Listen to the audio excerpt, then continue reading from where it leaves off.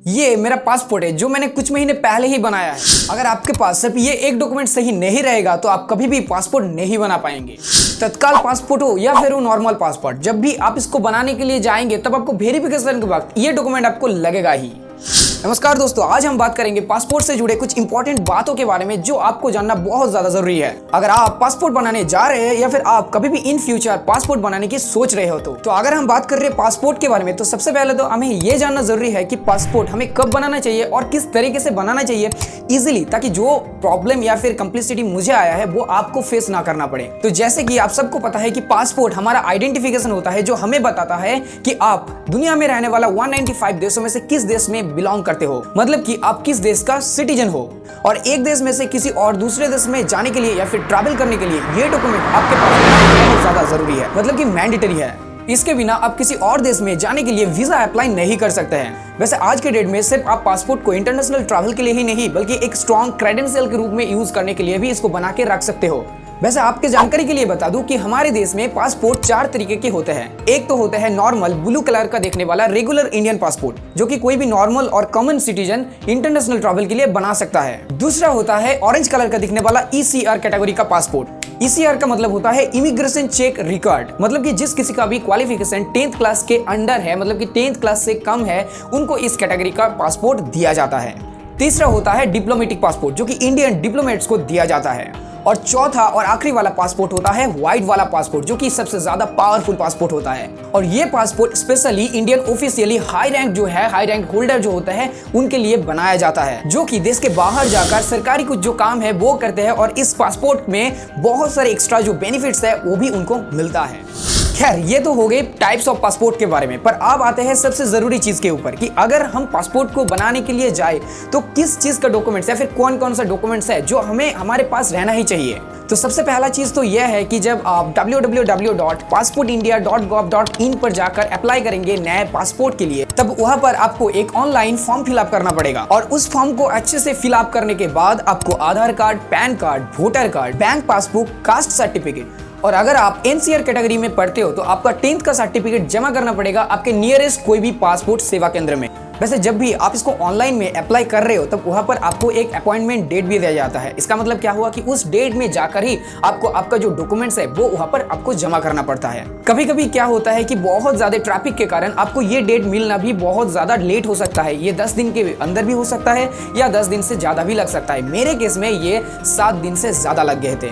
अब यहाँ पर आपको बता दें कि आप पासपोर्ट को 2 तरीके से बना सकता है। एक होता है नॉर्मल वे में। इस वे में अगर आप पासपोर्ट को बनाते हैं तो आपको पासपोर्ट मिलने का डेट जो है वो 30 दिन से अंदर, मतलब कि 30 दिन के अंदर अंदर ही आपको मिल जाता है। या फिर कभी कभी क्या होता है कि जो पुलिस वेरिफिकेशन होता है वो बहुत दिन तक चलता है, तो इसीलिए क्या होता है कि आपको 30 दिन से बहुत ज्यादा दिन लग जाता है पासपोर्ट को आते आते।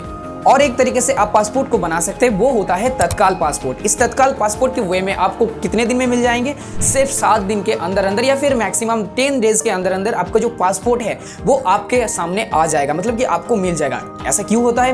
क्योंकि देखिए, जब भी आप पासपोर्ट बनाते हैं तब 2 तरीके का वेरिफिकेशन होता है। एक होता है जब आप सबमिट कर रहे होते हैं, उसके बाद पुलिस वेरिफिकेशन होता है। तो जब आप तत्काल पासपोर्ट के लिए अप्लाई कर रहे हो या फिर तत्काल पासपोर्ट के जरिए आप पासपोर्ट को बना रहे हो, तब क्या होता है कि पासपोर्ट पहले आ जाता है, उसके बाद जो होता है पुलिस वेरिफिकेशन, तो इसीलिए जल्दी से आ जाते हैं। पर नॉर्मल वे में जब आप पासपोर्ट बना रहे होते हैं तब जो वेरिफिकेशन का प्रोसेस है वो पहले ही होते हैं, पुलिस वेरिफिकेशन और वहां पर जो वेरिफिकेशन होता है पासपोर्ट सेंटर में, 2 जो वेरिफिकेशन होता है वो पहले हो जाता है। उसके बाद सब जो राइट होने के बाद ही आपको पासपोर्ट दिया जाता है। पर इसमें पुलिस वेरिफिकेशन बाद में होता है, आपका पासपोर्ट पहले ही मिल जाता है। पर अगर आप तत्काल पासपोर्ट के लिए अप्लाई करते हो तो यहाँ पर आपको बहुत सारे क्राइटेरिया है जो आपको फिल अप करना पड़ेगा या फिर मेंटेन करना पड़ेगा। तो सबसे पहले चीज तो आपको इसके लिए अलग से कुछ पेमेंट करना पड़ेगा। और दूसरा चीज, जो डॉक्यूमेंट्स है वो डॉक्यूमेंट्स बहुत ज्यादा सही होना चाहिए। और उनमें से जो डॉक्यूमेंट सबसे ज्यादा इंपॉर्टेंट है वो है आपका बर्थ सर्टिफिकेट। इस बर्थ सर्टिफिकेट में आपका कोई भी रॉन्ग चीज नहीं होना चाहिए, मतलब कि जैसे कि आपका स्पेलिंग मिस्टेक, आपका मम्मी पापा का स्पेलिंग मिस्टेक, कोई भी तरीका का जो रॉन्ग चीज है वो वहां पर नहीं होना चाहिए। अगर वो रॉन्ग निकल गया या फिर आपके पास डेट ऑफ बर्थ या फिर बर्थ सर्टिफिकेट है ही नहीं, तो आप तत्काल पासपोर्ट के लिए अप्लाई नहीं कर सकते। और हो सकता है कि आप तत्काल पासपोर्ट बनाने के जरिए से अगर आपके पास बर्थ सर्टिफिकेट ना हो तो ये आपको रिजेक्ट भी हो सकता है। और यही गलती मैंने भी किया था, क्योंकि कहीं भी ऑनलाइन पर आप जाकर जब देखेंगे पासपोर्ट जो वेबसाइट है उसके वेबसाइट पे जाके जब आप देखेंगे तो कहीं पर भी ये मेंशन नहीं है कि आप अगर तत्काल पासपोर्ट के लिए अप्लाई कर रहे हो तो आपके पास बर्थ सर्टिफिकेट रहना जरूरी है। पर मेरे साथ क्या हुआ कि मैंने जो डॉक्यूमेंट्स था, मेरे जो पासपोर्ट के लिए जो मैंडेटरी डॉक्यूमेंट्स था, जैसे कि पैन कार्ड, आधार कार्ड, वोटर कार्ड या एजुकेशन क्वालिफिकेशंस के लिए 10th का जो स्टैंडर्ड था, वो हमने क्या किया था कि जब मैंने वो सबमिट करने के लिए पासपोर्ट सेवा केंद्र में गए तो क्या हुआ कि मुझे वहां पर पता चला कि अगर मेरे पास बर्थ सर्टिफिकेट नहीं है तो मैं इसको नहीं कर सकता सबमिट। वो लिए ही नहीं, मेरे जो फॉर्म है वो मांगे कि आपके पास बर्थ सर्टिफिकेट क्या है। मैंने बोला कि हाँ है, पर यहाँ पर स्पेलिंग मिस्टेक है। तो उन्होंने क्या किया कि मेरे जो फॉर्म है वो रिजेक्ट कर दिया। तो देख रहे हो ना, सिर्फ एक स्पेलिंग मिस्टेक होने की वजह से आपका पूरा का पूरा जो एप्लीकेशन है, पूरा का पूरा जो प्रोसेस है वो आपको दोबारा करना पड़ेगा। मेरा सिर्फ स्पेलिंग मिस्टेक था मेरा नाम का, तो वहाँ पर उन्होंने क्या कर दिया, मेरा जो पूरा का फॉर्म था उन्होंने रिजेक्ट कर दिया। मैं 150 किलोमीटर दूर से जाकर वहाँ पर गया, पर मेरा पूरा का पूरा दिन बेकार हो गया। मुझे फिर से क्या कहा गया कि आपको इसको रिन्यूअल फॉर्म करना पड़ेगा, मतलब आपको फॉर्म को फिर से फिलअप करना पड़ेगा और वहाँ पर आपको अगर पासपोर्ट को तत्काल ही बनाना है तो आपका जो बर्थ सर्टिफिकेट है वो आपको सही करके ही लाना पड़ेगा। तो आपको ये गलती कभी भी नहीं करना है। अगर आप तत्काल पासपोर्ट के लिए अप्लाई करते हो तो पहले अपना बर्थ सर्टिफिकेट सही से अच्छे से कर लो और फिर इसके लिए अप्लाई कर लेना। तो मेरे केस में क्या हुआ कि मेरा जो पासपोर्ट है वो जो रिजेक्शन हो गया, पासपोर्ट के लिए मैं सबमिट करने के लिए वो जो रिजेक्शन हो गया, तो मुझे फिर से इसको क्या करना पड़ा, रीअप्लाई करना पड़ा।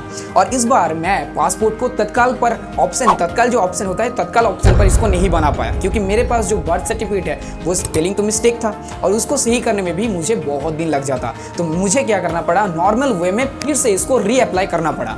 तो क्या नॉर्मल वे में बनाने पर आपको बर्थ सर्टिफिकेट नहीं लगेगा? नहीं, ऐसा नहीं है, आपको लगेगा, पर जब आप सबमिट करेंगे तब नहीं लगेगा, बल्कि कहीं और लगेगा। कब लगेगा ये मैं आपको बता रही हूँ। तो नॉर्मल वेरिफिकेशन के बाद, मतलब कि आप ऑनलाइन सेंटर जो पासपोर्ट सेवा सेंटर होता है वहाँ पर जाकर जब आप अदर्स डॉक्यूमेंट्स लाइक आधार कार्ड या फिर पैन कार्ड, वोटर कार्ड और आपका जो एजुकेशन क्वालिफिकेशंस के लिए 10th स्टैंडर्ड का जो सर्टिफिकेट है, तो वो जो आप देते हो तब वहाँ पर वो सबमिट कर लेते हैं। जो नॉर्मल वे होते हैं वहाँ पर आपको नहीं लगता है, क्या नहीं लगता है, बर्थ सर्टिफिकेट नहीं लगता है, पर आपको बर्थ सर्टिफिकेट लगेगा पुलिस वेरिफिकेशन के लिए। देखिए, वो जब सबमिट कर लेता है तब क्या होता है, वो 10 दिन के अंदर अंदर आपके जो नियरेस्ट पुलिस स्टेशन होता है आपके सारे डॉक्यूमेंट्स वो वहां पर भेज देता है पुलिस वेरिफिकेशन के लिए। अब यही पर काम फिर से वही वाला आ जाता है, क्या कि वो जब पुलिस वेरिफिकेशन होता है तब आपके जो अदर्स डॉक्यूमेंट्स है उसको चेक तो किया ही जाता है, उसके साथ साथ बर्थ सर्टिफिकेट का वहाँ पर होना बहुत ज़्यादा ज़रूरी है। वो आपसे ये मांगेंगे ही, और अगर आपके पास बर्थ सर्टिफिकेट नहीं है तो हो सकता है कि वो आपके जो वेरिफिकेशन है वो वहीं पर उसको फेल कर दे या फिर उस जो प्रोसेस है उसको वहीं पर स्टॉप कर दे।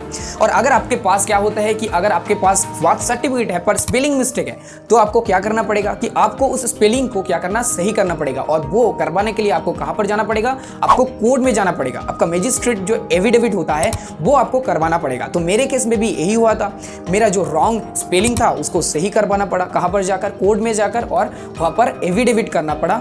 वो भी बहुत कॉम्प्लिसिटी आया, मतलब वहाँ पर बहुत सारे दिक्कत मुझे फेस करना पड़ा। मुझे लोकेलिटी का जो मेंबर है उनका साइन लेना पड़ा, एक जो विटनेस उसका सिग्नेचर लेना पड़ा, पेरेंट्स का सिग्नेचर लेना पड़ा, और उसके साथ साथ उनका जो आइडेंटिफिकेशन कोई भी कार्ड, मतलब कि आधार कार्ड उनका लेना पड़ा, जो कि मुझे वहाँ पर सबमिट करना पड़ा। और ये मुझे तब लगा जब मैं कोर्ट में गया अपने जो नाम का स्पेलिंग है उसको सही करवाने के लिए। मतलब आप सोच भी नहीं सकते कितना बॉदर या फिर हैरेसमेंट है ये एक आम आदमी के लिए। पैसे की बात तो हम यहाँ पर छोड़ ही देते हैं, वो पैसे तो बहुत अलग चीज़ है, वो तो आपको ज़्यादा लगेंगे ही, उसके बाद तो हम नहीं करते हैं। जब आप इसको अगर कभी भी इस तरीके से बनाएंगे तभी आपको मतलब कि पता चलेगा कि यार कितने ज़्यादा यहाँ पर ऐसे अमाउंट में चला जाता है। तो फाइनली इतने दिक्कतों के बाद, मुसीबत झेलने के बाद मेरा जो पासपोर्ट है वो मेरे पास आ गए, मतलब कि बाय पोस्ट मुझे मेरा पासपोर्ट मिल गया। तो इसके बाद जब आपके पास पासपोर्ट आ जाएगा तब आप क्या कर पाएंगे, वीज़ा के लिए अप्लाई कर पाएंगे और इंटरनेशनल ट्रिप के लिए आप एलिजिबल हो जाएंगे।